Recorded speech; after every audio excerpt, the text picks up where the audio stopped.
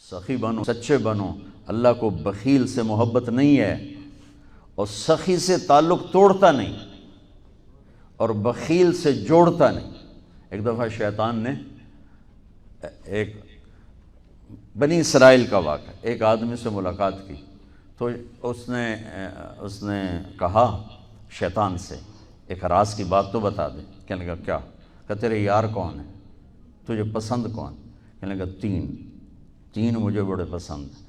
ایک جو شراب پیتا ہو، نشہ کرتا ہو، ایک جو غصے والا ہو، قابو نہ کرتا ہو، ایک جو بخیل ہو، کسی پہ خرچ نہ کرتا ہو۔ یہ تین میرے بڑے گھاٹے آ رہے ہیں۔ اور اگلی یہ کہ اگر کسی بدبخت میں تینوں کٹھی ہو گئی، غصہ بھی، بخل بھی، شراب بھی، تو پھر وہ پیر ہوتا ہے اور میں مرید ہوتا ہوں، پھر وہ میرے تو بھی بڑا شیطان ہے۔ تو پہلے آپ لوگ ان تاجروں کو سچائی سکھائیں، دیانتداری سکھائیں، سخاوت سکھائیں، اللہ کے لیے قربانی دینا سکھائیں کہ اللہ نے روک دیا، ختم۔ اللہ نے کہا یہ کام نہیں کرنا، ختم۔ سود نہیں کرنا، ختم۔ جھوٹ نہیں بولنا، ختم۔ دھوکہ نہیں دینا، ختم۔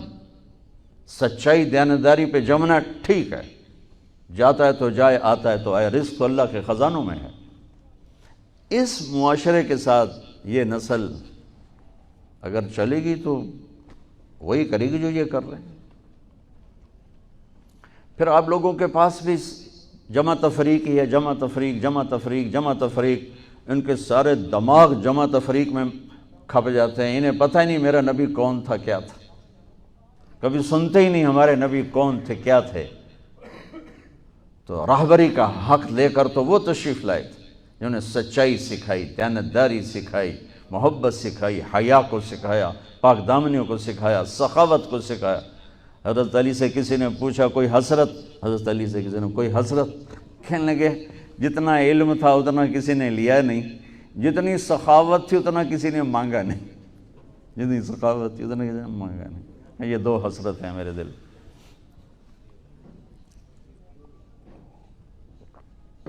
تو اللہ کو سخی پسند ہے، مال خرچ کرنے والا پسند ہے، مالدار ہو۔ اچھا ایک ہوتا ہے بخیل، اللہ کہتا ہے بخیل جہنم کے قریب، اللہ سے دور، لوگوں سے دور، جنت سے دور۔ سخی اللہ کے قریب، جنت کے قریب، لوگوں کے قریب، جہنم سے دور، اللہ کا پیارا۔ جب بنی اسرائیل نے بچھڑے کی پوجا کی تو اللہ نے کہا سب کو قتل کرو، سارے۔ جب سامری پکڑا گیا جس نے شروع کروائی تو اللہ تعالیٰ نے اس سے سفارش کی، اے موسیٰ سامری کو چھوڑ دے۔ کہا یا اللہ سامری کو چھوڑ دوں؟ اسی نے تو بچھڑا بنایا، اسی نے تو یہ شرک کروایا، تو کہتا سامری کو چھوڑ دوں؟ تو پتہ ہے اللہ نے کہا موسیٰ یہ کمبخت سخی ہے، اور سخی کو قتل کرنا مجھے اچھا نہیں لگتا، میں نے آپ ہی مار دے گا، تو اس کو چھوڑ دے۔ اس کا کفر تھا، نفاق تھا، لیکن سخاوت اس کو قتل سے بچا گئی۔ تو مالدار اس اللہ نے زکوٰۃ ادنا درجہ ہے، زکوٰۃ ادنا درجہ ہے سخاوت کا۔ زکوٰۃ دینے سے آدمی بخیلوں سے نکل آتا ہے اور سخیوں میں داخل نہیں ہوتا، بین بیچ میں آ کے کھڑا ہو جاتا ہے۔ اس پر بخیل کا لیبل بھی نہیں اور اس پر سخی کا لیبل بھی نہیں، درمیان میں آ جاتا ہے۔ ایک دفعہ خسرو پرویز کے دربار میں نے ایک مچھیرا مچھلی لے کر آیا، اس کو بڑی اچھی لگی، انہوں نے کہا اس کو 4000 درہم دے دو، کہیں یہ 4000 دینار دے دو۔ تو جب وہ اس کو دیے تو اس کی بیوی شیری نے اس کے کان میں کہا اتنی بڑی دولت تو نے مچھلی پر دے دی، تو خزانہ خالی ہو جائے گا، یہ مچھلی واپس کرو اور پیسے اس سے لو۔ تو خسرو پرویز نے کہا میں اتنا بڑا بادشاہ ہوں، مجھے شرم آتی میں اس سے پیسے واپس لوں، میں نہیں لیتا۔ وہ کہنے لگی میں تمہیں طریقہ بتاتی ہوں، تم اس کو بلا کے پوچھو یہ مچھلی نر ہے یا مادہ، وہ کہے گا نر ہے تو تم کہنا ہمیں مادہ چاہیے تھی، واپس لو ہمارے پیسے دو۔ وہ کہے گا یہ مادہ، تم کہنا ہمیں نر چاہیے تھا، پیسے واپس۔ ٹھیک، انہوں کو بلایا، ہاں بھائی یہ مچھلی نر ہے یا مادہ؟ کہا حضور خسرا نہ نر ہے نہ مادہ ہے۔ اس کو 4000 اور دے دو، بیچ کی چیز۔ میں نے کہا نا زکوٰۃ دینے والا سخی نہیں ہوتا، سمجھ رہے ہو؟ زکوٰۃ دینے والا بخیل بھی نہیں ہوتا، سخی بھی نہیں ہوتا، بخیلوں سے نکل جاتا ہے، سخیوں میں انٹر نہیں ہوتا۔ 2.5 روپے پر 1 پیسہ بھی زیادہ کر دے تو سخیوں میں نام آ جائے گا، سخیوں میں نام آ جائے گا۔ پھر سخاوت کی حد کوئی نہیں ہے۔ انہوں نے کہا حضور یہ تو بیچ کی چیز ہے، خسرا ہے۔ اس نے کہا 4,000 اور دے دو۔ تو شیریں کو تو بڑا غصہ چڑھ گیا، 8,000، اس کی تو 7 پشتوں کو کافی تھا۔ تو 1 دینار گر گیا تو اس نے وہ اٹھا لیا۔ تو اس کی بیگم نے کہا دیکھا یہ کم وقت کتنا لالچی ہے، تم نے اس کو اتنا دیا، اس کی 7 پشتوں کو کافی، 1 دینار گرا وہ بھی اٹھا لیا، کہ اس کے واپس لو، نا قدر ہے۔ انہوں نے کہا آ جا، اور تجھے میں نے اتنا دے دیا، 1 دینار گر گیا تھا تو کیوں اٹھایا؟ کہا حضور اس پہ آپ کے نام کی مہر تھی، کسی کا پاؤں پڑ جاتا تو بے ادبی ہوتی، میں نے اس لیے اٹھایا لیا۔ انہوں نے کہا 4,000 اور دے دو۔ تو بچوں ان تاجروں سے کہتا ہوں سخاوت سیکھو، پہلے یہ سچائی سیکھیں، پہلے یہ دیانتداری سیکھیں، پہلے یہ اللہ کو رب مان کر اپنی بنیادوں کو، اپنی تجارتوں سے سود نکالیں، جھوٹ نکالیں، 2 رجسٹر نکالیں، دیانتداری پر چلیں۔ اللہ کی قسم زمین آسمان کے دروازے اللہ تعالیٰ کھول دے گا، اور غریبوں پر خرچ کریں کہ اللہ تعالیٰ کو پسند ہے۔ اللہ چاہتا تو سب کو مالدار بنا دیتا، لیکن بعض کو بعض کا حاجت مند بنایا کہ اللہ کو دینا پسند ہے، اللہ پاک کو محبوب ہے سخاوت۔ ایک صحابی آئے، یا رسول اللہ ضرورت مندوں کو میری مدد فرمائیں۔ تو آپ نے فرمایا ابھی تو میرے پاس ہے نہیں۔ اس نے کہا تو میں لے لیتا ہوں کسی سے، پھر آپ میری جگہ بھر دینا۔ آپ نے کہا ہاں ٹھیک۔ تو حضرت عمر پیچھے سے بولے یا رسول اللہ یہ کیا بات ہوئی، آپ کے پاس ہے آپ خرچ کریں، آپ کے پاس ہے نہیں اور آپ اس طرح لوگ آپ کے نام پہ قرضے اٹھائیں پھر آپ دیتے پھریں، یہ نہیں کرنا چاہیے۔